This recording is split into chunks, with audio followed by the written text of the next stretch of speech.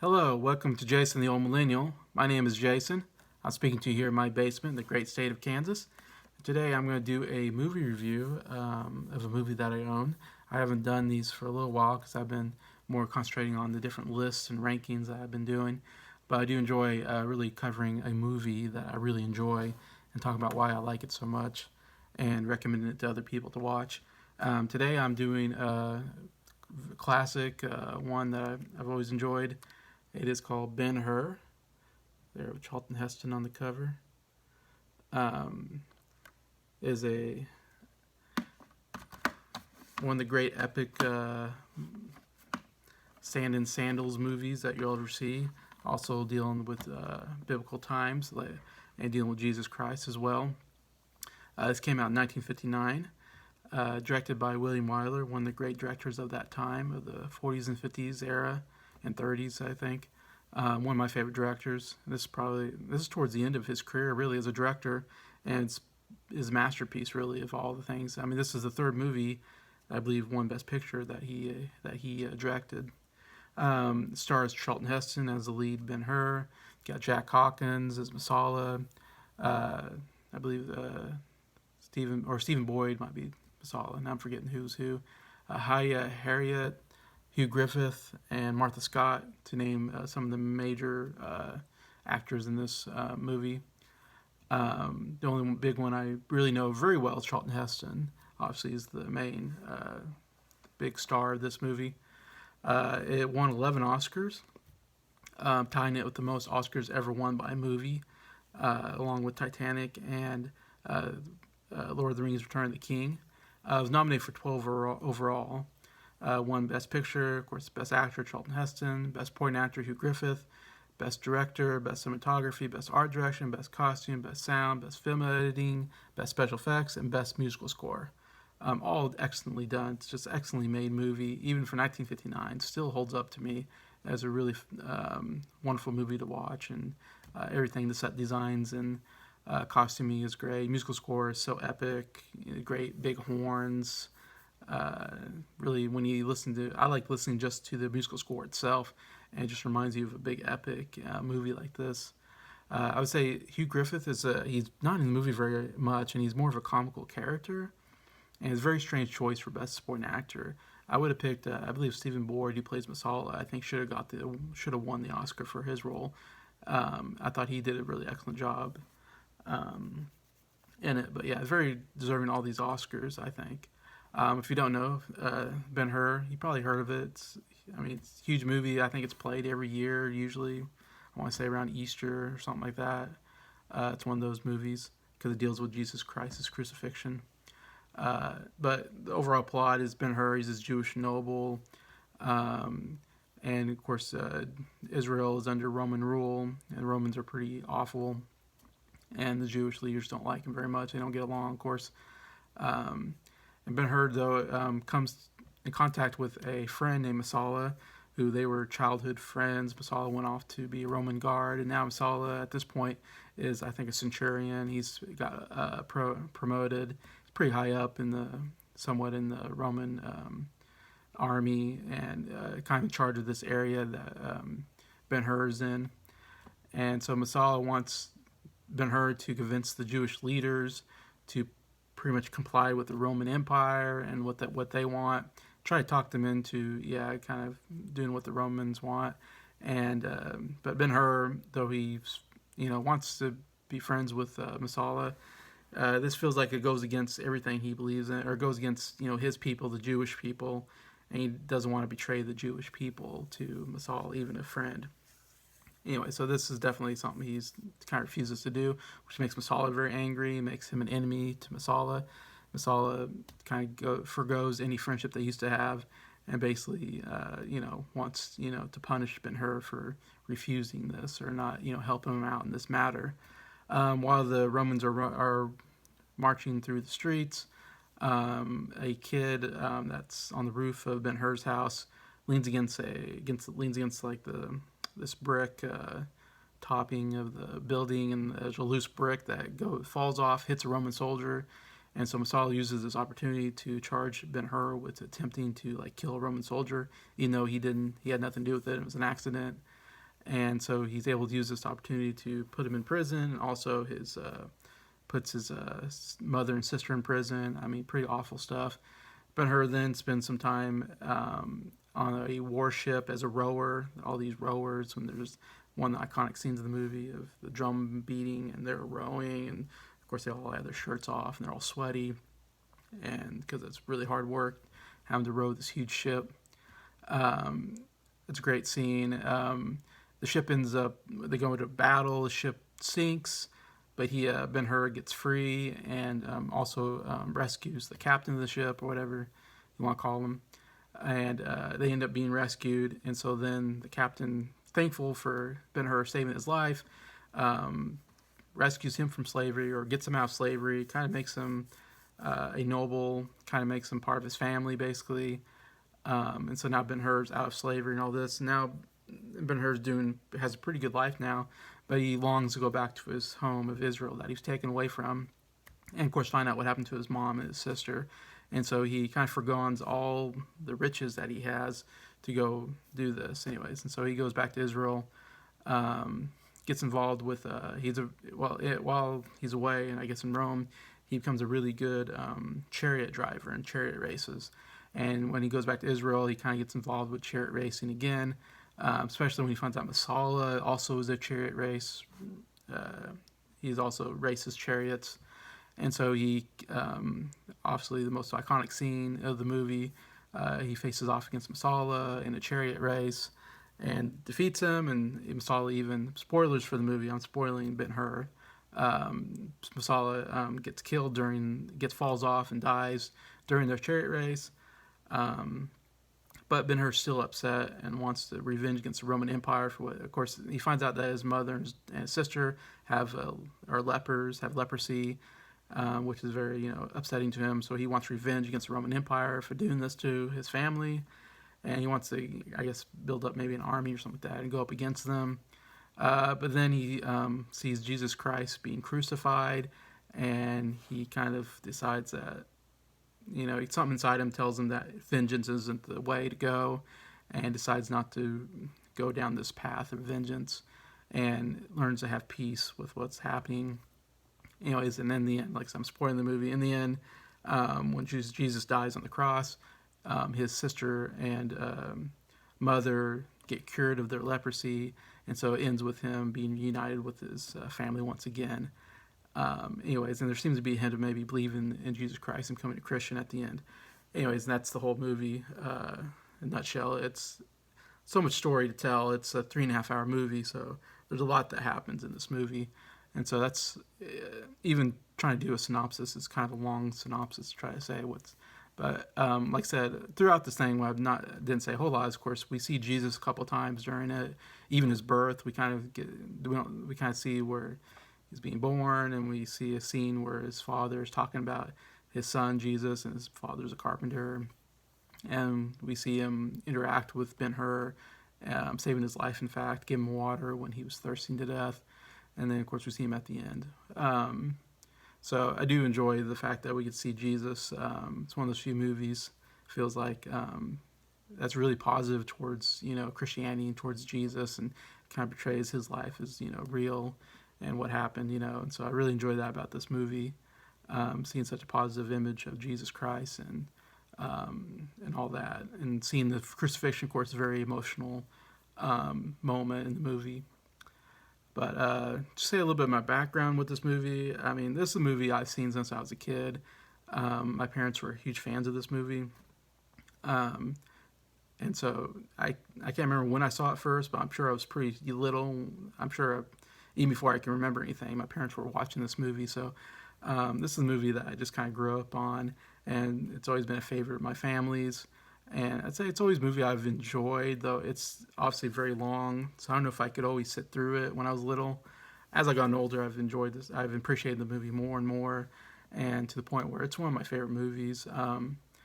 Even though it's, something flew in front of me. Even though it's a bit older movie, it's a really long movie. I still find a lot of enjoyment out of this movie. I said it holds up very well, I think, to me even today. I love the epicness of it. Everything from all the extras. Obviously, it's during a time where there's no CGI, so I mean, incredible things like the chariot race. It's so incredible to watch with no CGI, and that they had to actually hire chariot race people to do the chariot race, and then the crowds are huge, and they humongous sets. And I think they shot it all in Italy, I believe, in Rome, and so incredible scenes, sceneries, and set locations, and everything is incredible about this movie. Like I said, costuming and everything, the way it's shot, sound effects, everything. I really like Charlton Heston in this role. Charlton Heston, I kind of find he's one of my favorite actors. Such a great, tense actor, I think. Very serious actor, kind of a Shakespearean actor. And he's great in these kind of roles because he's also a guy he worked out, and so he's always very in shape. Really was great at any kind of lead where there's any kind of action. He could do an action type movie. He can do epic movies like this. I feel like he's made for epic movies. Like, you mostly know him for this and the Ten Commandments, stuff like that. I don't know. It feels like he couldn't do a regular movie. I don't know why. His acting style doesn't fit just a regular movie role. He was made for big roles like this, it felt like. And so he's like the perfect actor, I think, for Ben Hur. I can't imagine anybody doing better than him, to be honest. The musical score is so good. I already talked about that. I love the musical score in this movie. And then like I said, the ending, so emotional, seeing the crucifixion of Jesus done so well in a big budget movie, not a Christian movie. It was a mainstream movie that everybody watched, and it was hugely popular. I mean, you don't see that today. You're not going to see a pro-Christian movie, mainstream movie that's going to make as much money as this one. I think times have changed, of course, where we don't see Christianity in such a good light in movies as often in Hollywood. And I miss that. I love that about old movies. Yeah, so that's great. The only negative I'm going to say about the movie is that it is a little too long, 3.5 hours. I think they probably could cut there's some scenes that they probably could cut down to, I say 3 hour movie. 3 hours is still a long movie, but there's so much good story in this movie that it does deserve, I think, a 3 hour length, but 3.5 hours may be a little long. There are some scenes between Masala and Ben Hur that I think could have been cut down to one scene instead of like 2 scenes. They have like 2 scenes together at the beginning, and it's like that could have been cut down to maybe 1 scene. And there's just little things around there I think they probably could have cut and made it 3 hours and made it maybe be the perfect movie. Still 3.5 hours, I still love the movie, and not bored really ever. Even the long of it, I still am pretty involved in the movie throughout. Now going back to favorite scene, obviously the scene that everybody's going to talk about is the chariot race. And even people, I listen to a lot of podcasts like that, and people talk about Ben Hur. Ben Hur is like maybe it's such an underrated movie, in fact, to me nowadays, because like looking at AFI did the top 100 movies a while ago. Ben Hur came out at number 100. It was the very end of the top 100, which I thought, man, that's too low for Ben Hur. Ben Hur should have been much higher on the top 100 list. But I hear everybody say it's too long. That's the negativity. Everybody talks about, oh, it's just too long. But even if someone says they don't like this movie, if it's too boring, it's too long, they will say they love the chariot race scene. I think that's what everybody agrees on. And I have to agree. It's I've seen it so many times. It's still fun to watch. The way it's shot so, I mean, I don't know how they did it. It must have been such a, like I said, incredibly tough shot to have all these extras and everything and have them go around in their real horses, real chariots. They had to get, professional chariot riders. Charlton Heston was riding the chariot at points. Some points he has a stunt double, of course, who's an expert, whatever, at chariot racing. But there are some points where he really had to practice chariot racing in real life, which I imagine is not easy to do. I don't know how many, I forget now how many horses there are. There's like 5 or 6 horses or something like that per chariot. I don't know. And they have to do those turns, and I don't know. It just looks pretty difficult. And of course, it's on sand, I believe, and you're going around this thing. Anyway, so I can't imagine it took a while to shoot that. Many takes, and I mean, but the incredible, close-ups and wide shots and how they edited it. It's just amazingly edited. I mean, 1959 is just a really great scene. That's you're on the edge of your seat the whole time. Even though I know what's going to happen, I'm still on the edge of my seat when I watch it. Also, a scene that I absolutely love that's my favorite scene, probably the chariot race. Though, a scene that comes pretty close to it is the scene where Ben Hur's in slavery, and he's thirsting to death, and the Romans aren't giving him any water, and it's like he's going to die because he's going to thirst to death. And then Jesus happens to be in that area of Jesus, and Jesus goes and gives him water, and basically saves his life. And that's where they kind of connect the two. And when he sees him at the end, he's like, I know that guy. He saved my life. And so that's a really important scene. But I love the scene so much because the Roman guard sees Jesus give him water and says, I told you, don't give him water. And he goes, and we never see Jesus' face, which I always like, that we never see Jesus' face. We just see the back of him. We see Jesus stand up to this guard, and the guard's going to hit him, and he stops because, he looks at Jesus, of course, and something supernatural is happening, where he just can't hit Jesus. And so he, lets down, and there's almost this confusion on his face, like, why, something's impelling me to not hit this guy, and I don't know why. And I just love the facial acting of this actor that plays the Roman guard, and how he walks away and then turns around kind of one more time to, like, look at Jesus. And it's still this great confusion over his face of, like, he doesn't understand what happened, but something, something impelling, something compelling, something, magical kind of happened that kept him from hitting Jesus. Anyway, so I love that scene. It's such an emotionally powerful scene, I think, and well performed. Obviously, the final scene of the crucifixion is also an amazing scene. There's so many great scenes in this movie. I talked a little bit about the rowing scene is great with the drum beats. I love that scene too. So many great moments. Favorite character, you have to give it to Charlton Heston, Ben Hur, obviously, the main character of the movie. The movie kind of follows him throughout. He's throughout the whole movie. And great performance, of course, Oscar-winning performance by Charlton Heston. Like I said, perfect for the role. Charlton Heston's Ben Hur's a likable character. He's very nice. He's good to people. He wants to fight for what's right. And, at the end, he, is very emotional about seeing Jesus' death and why he died, And I love how Ben Hur and Jesus have kind of this, like I said, connection. They both are in prison for not doing anything wrong, for crimes they didn't commit, so there's something kind of a parallel to their two lives in that sense that I really like. But yeah, definitely Ben Hur, Charlton Heston's Ben Hur is such a great character. As far as special features, not a lot of special features on here. The main one is there's a audio commentary with Charlton Heston and a film historian named T. Gene Hatcher, and it is a really great commentary. I love watching or listening to audio commentaries while watching movies, and this is one of my favorite ones, I would say. Of course, you have Charlton Heston there who can tell stories about what happened on the shoot, and of course, to give background information. That's great. But I love the film historian also on there who can also talk about, things about the making of the movie. So you get a lot of great background on the making of the movie, which is very interesting because it seems like a very difficult movie to make, like I said, because of how big it is and grand scheme of it is. And so, really love the audio commentary. Definitely recommend listening to the audio commentary on this one. But yeah, so that's my deep dive kind of into Ben Hur.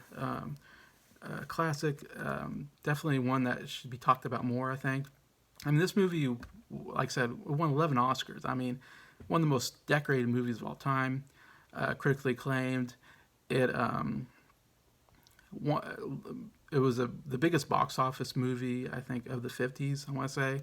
And it was the biggest one up to like 1965 when Sound of Music came out. Sound of Music was huge. I think it beat it in the box office, but it is one of the biggest box office movies.